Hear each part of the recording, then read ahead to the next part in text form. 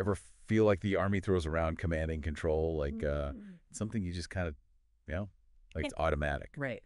Well, today's deep dive is all about getting us off autopilot and really owning this concept. Absolutely. We're tackling ADP 6.0, specifically Chapter 4, and trust me, this isn't just another, doctrine download.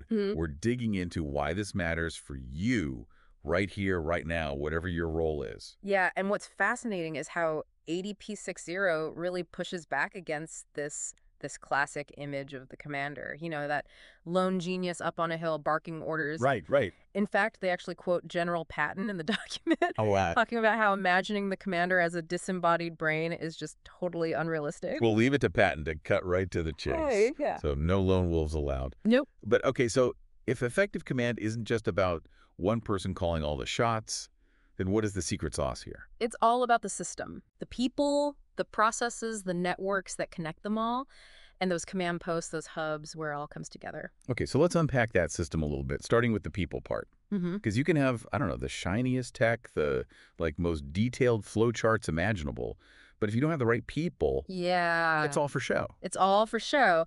ADP 6.0 really drives home that this human element, it's essential. And it's not just about being buddies, right? We're talking about really understanding the specific roles within the command and control system and how those relationships can actually make or break a mission. Well, let's break down those roles a bit, starting at the tip of the spear, the commanders themselves. What does ADP 6.0 really highlight as critical for how they operate within this whole system? It really boils down to one word, presence, where a commander is physically present and when, it makes all the difference. Being visible, being accessible, directly assessing what's happening on the ground. That impacts morale, it lets them make better decisions, and it shows their people that they're invested. Right. No one wants to feel like their leader is miles away in some ivory tower totally detached. Exactly. What about those what-if situations? Those curveballs that always seem to pop up. Right. That's where a strong second-in-command comes in, right? 100%. And ADP 6.0 is very clear that this role is about so much more than just keeping the commander's seat warm. Sure. A prepared second-in-command, they need to be ready to step up, not just fill in, right? Yeah. They have to understand the commander's intent inside out, be totally in sync with the staff, and be ready to make those split-second decisions when they're needed. That's a tall order. It is. And speaking of, those often unsung heroes, let's talk about the staff. Because it's easy to, fall into that paperwork pusher stereotype. But ADP 6.0 paints a very different picture, doesn't it? It does. A good staff, they're like a force multiplier for the commander. We're talking about more than just, basic competence. Right. ADP 6.0 talks about candor. Okay. Being willing to speak truth to power, even when it's uncomfortable. It highlights initiative, anticipating those needs before they even become problems. And, of course, adaptability, being able to adjust those plans on the fly when the situation changes. Wow, I'm hearing a theme here. These qualities aren't just for the staff. They're crucial for anyone in the Army at any level. Exactly. And then you've got liaisons, which might be the most vital human connection point in this whole system. Right, like the bridge builders between different groups, which is essential in today's world with all these joint operations going on. Exactly. Liaisons, they're all about making sure everyone's on the same page, that information is flowing accurately, and that those, little misunderstandings, they get addressed before they snowball into huge problems. They're like the diplomats of the command and control world. I like that. Okay, so we've got our people, each playing a critical role. But even with the best team in the world, you need a solid game plan, right? Right. That's where those processes and networks come in. Right. It's like, think of it this way. Processes are like the gears that keep the machine running. Yeah. And then the networks are that nervous system, ensuring that everyone has the intel they need when they need it. That's a great analogy. And just like with your nervous system, you need those clear signals for it to work correctly. Right. And ADP 6.0 lays out some key integrating processes, those things that keep the information flowing. Intelligence preparation of the battlefield, information collection, targeting, risk management, things you're probably all pretty familiar with. Yeah, bread and butter stuff. But one thing I noticed is that ADP 6.0 seems to really emphasize knowledge management. They even call it and I'm quoting here, the lifeline of the command and control system. And that's because it really is more than just data dumps. Right. It's about turning that raw information into actionable insights.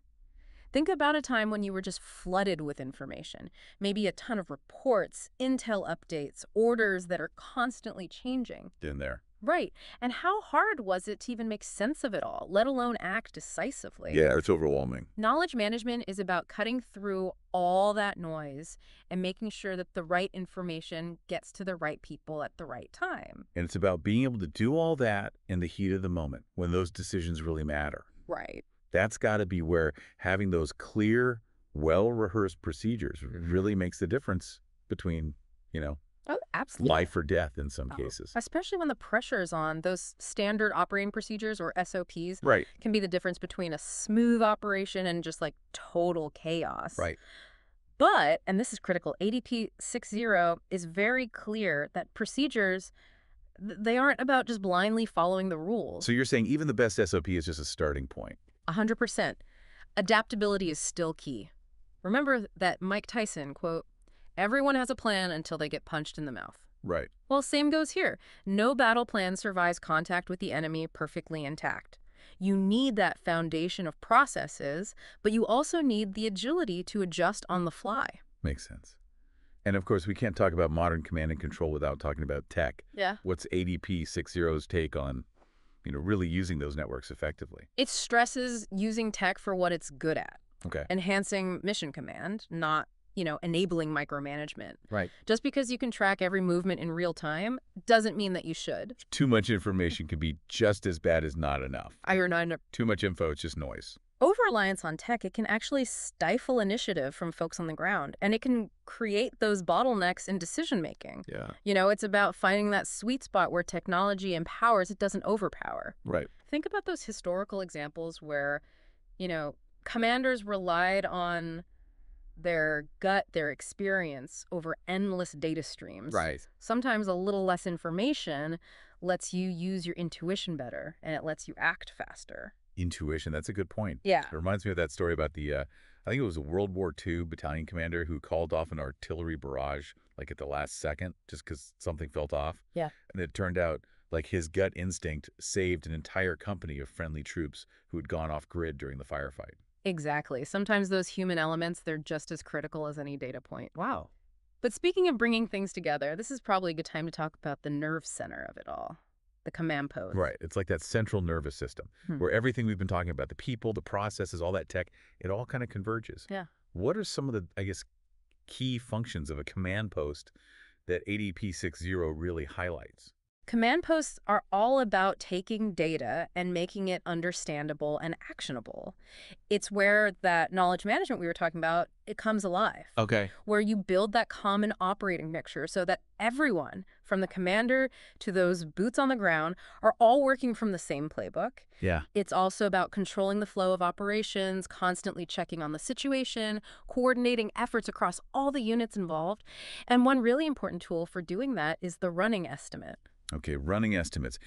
I'll be honest, that's always sounded kind of, dry to me. Yeah. Like just another box to check on a never-ending to-do list. I hear that. Think of it less like a chore and more like the pulse of the mission. Okay. It's about constantly asking, are we on track? Are our assumptions still good? What new info do we have that might change things? And the staff is constantly feeding this intel to the commander and to each other, keeping the plan agile and everyone in sync. So less about writing the perfect battle plan and more about constantly iterating based on what you're learning as you go. 100%. It's that agile mindset, that constant adaptation that makes the real difference in these dynamic situations. Which kind of brings us to the how of it all. Yeah. We've got the pieces, but how do you actually structure all of this to make sure it all works? That's where organization comes in, right? Exactly. And this isn't about keeping things neat and tidy just for the sake of it. Organization, in this context, it's about enabling effective action. Think of it like building a house. You need that solid framework before you can start doing anything else. So hit me with the, doctrine's greatest hits here. Yeah. What are the big things commanders need to be thinking about when it comes to organizing for effective command and control? First things first.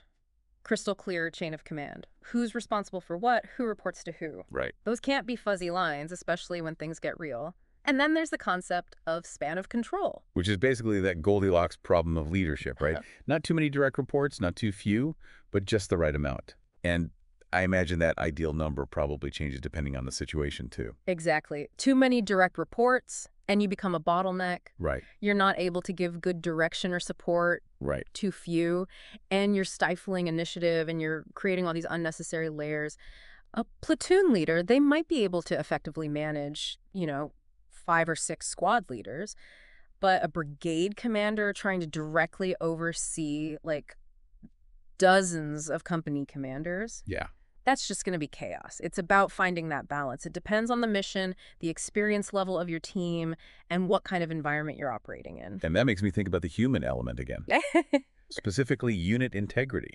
You could have the most pristine org chart in the world, but if the people on the ground don't trust each other or they haven't trained together, Yeah. it's all just for show. Couldn't agree more. The document really emphasizes building that familiarity and trust within units, especially for when things go sideways, that shared experience, that understanding of how each other thinks under pressure. That's invaluable. Think about those, legendary units throughout history. The 101st Airborne during World War II, the 75th Ranger Regiment in Somalia. They weren't just successful because of their training or their gear. It was because of that incredible bond of trust they had within their ranks. They knew they could depend on each other when it mattered most. That makes a lot of sense. So we've got a solid plan. We've got a well-organized team. Everyone's ready to go. And then the unthinkable happens. Comms go down. Systems are jammed. Welcome to every war movie ever made. What's the guidance for operating in those, what do they call them, degraded environments? When all that fancy tech fails. This is where ADP 6.0 gets really interesting. It basically says, don't get caught with your digital pants down. You got to train for those moments when it's back to the basics. Maps, runners, shouting things really loudly. Back to the Stone Age, huh? But seriously, what does that actually look like in practice? What are those, essential skills and processes that really come into play when you can't just ping someone on the comms? It's about making those manual processes we talked about earlier, like second nature. Maintaining that common operating picture manually. Making sure everybody knows how to communicate effectively without needing to rely on digital networks. Right. It's like that moment in a basketball game when the shot clock is off.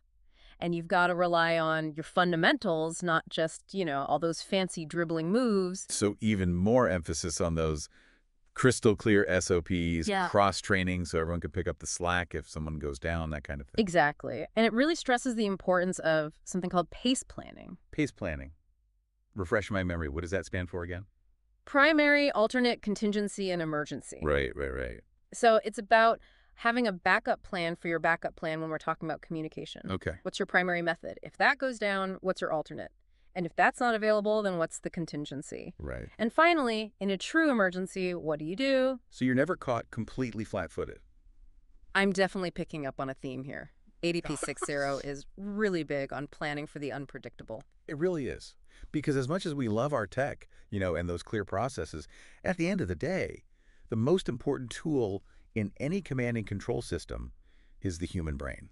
Whoa, getting philosophical on me now. I like it. Right. But yeah, it's a good reminder that even with all the fancy tech and acronyms, right, war is ultimately a human endeavor. Precisely.